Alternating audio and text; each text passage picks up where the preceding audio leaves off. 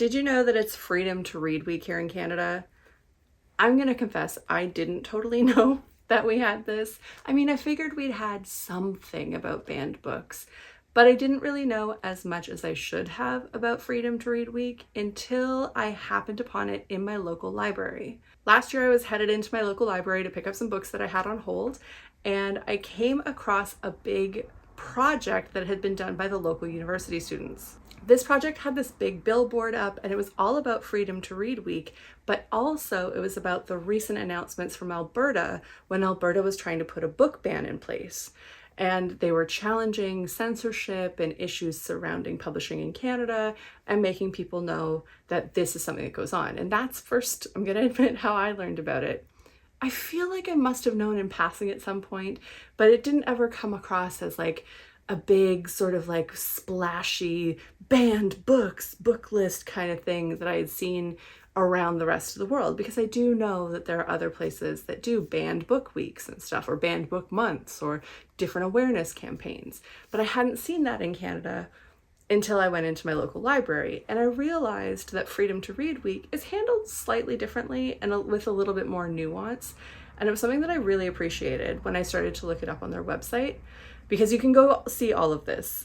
This week in Canada is Freedom to Read Week from February 22nd to 28th, but you can go to their website, freedomtoread.ca, and there's tons of resources on there. They have a really cool poster that you can print out either as like a big giant poster or different sizes, like in 3 parts or 6 parts. For example, if you wanted to put it on a classroom wall, that give you an example of 41 publications that have been challenged. Because that's the language that they go with in Canada. We don't really talk about the banning of books, or at least they don't frame it that way. They talk about books that have been challenged and why. Sometimes the reason that the books are challenged seem a little bit silly, at least to our more modern sensibilities. Sometimes the reasons that they're challenged is a lot more serious. There was a case of a book in Surrey, BC, where a teacher wanted to introduce more diversity, and the book was for children. It was about having 2 moms, and this happened in the 90s, and it was immediately challenged. And that case went back and forth and back and forth and made it all the way to the Supreme Court of Canada, where it was finally, they won their case.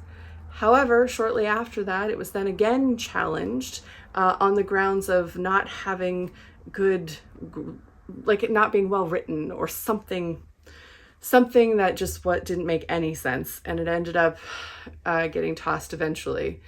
But these issues are issues that are so important to Canadians.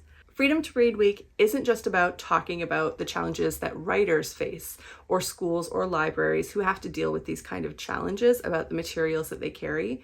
It is also very much inviting Canadians to defend their own rights to read, write, and publish different works in Canada.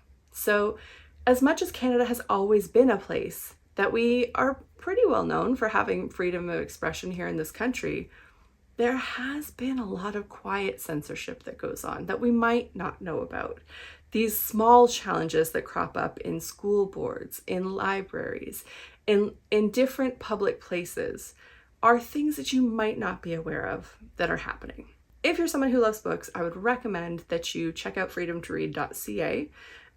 Read a little bit more about their program. Maybe it's something that you're able to do this year. Maybe it's something that you save for next year, or you just educate yourself a little bit more about. I think it's a really valuable public awareness campaign, and I am definitely looking forward to it.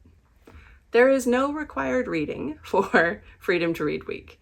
It is just awareness of censorship. However, I did decide that I was going to pick a book out because Evergreen Book Club has been on a little bit of a hiatus. It is coming back. Stay tuned, because I'm going to have my picks ready that are going to be for April, May, and June, coming out very, very soon, and I'm super excited about that.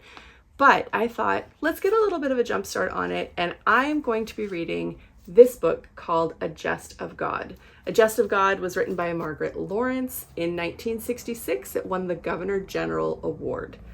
And that didn't stop it from being challenged in 1978 by a school trustee in Ontario who was very offended by the book, specifically because there are school teachers in this book who have sexual intercourse out of wedlock. And he thought that if students were to read that there were school teachers having sexual intercourse outside of wedlock, that they would lose respect for their teachers.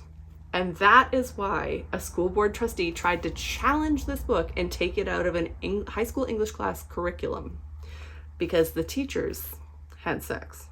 So I figured, what a great book to start off with. I am going to read this one. I ordered it from my local public library. It has an afterword by Margaret Atwood, so I'm getting double the Margarets.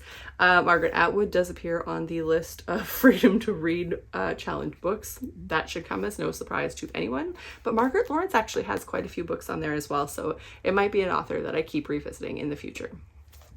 But that is my choice for Freedom to Read Week. If you've done this before, please let me know. I'd love to hear what your favorite book is that is on that list. If you've read anything on that list before, I would be super interested to hear about it. And just in general, what you think about censorship and the ideas of book bannings. I know that has become a really big public issue in the last few years that has bled over the borders and started coming into Canada. So I would love to hear your thoughts on that. But for now, I am off to read this book. It's about 227 pages. I should be able to get through this fairly quickly. But stay tuned absolutely for the announcements that are coming this week for the Evergreen Book Club. I am so excited to get back into reading with you guys.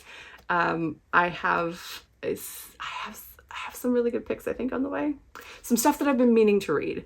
And I hope that they will be new to you, or maybe some classics that you've put off reading that you might want to join me for.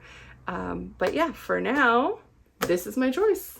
If you like this video, please remember to like, share, and subscribe it. If you're interested more in the Evergreen Book Club, you can find information in the other videos here about the Evergreen Book Club, or at Substack, katarnett.substack.com. You'll find more information there on the book club as well. Or you can just go to katarnett.com. So you can find me in all of the places. All of the links are in the descriptions. I'm most active on TikTok and Threads and Substack right now, in addition to YouTube. Until next time, I am going to go take this book, make myself a coffee. Bye.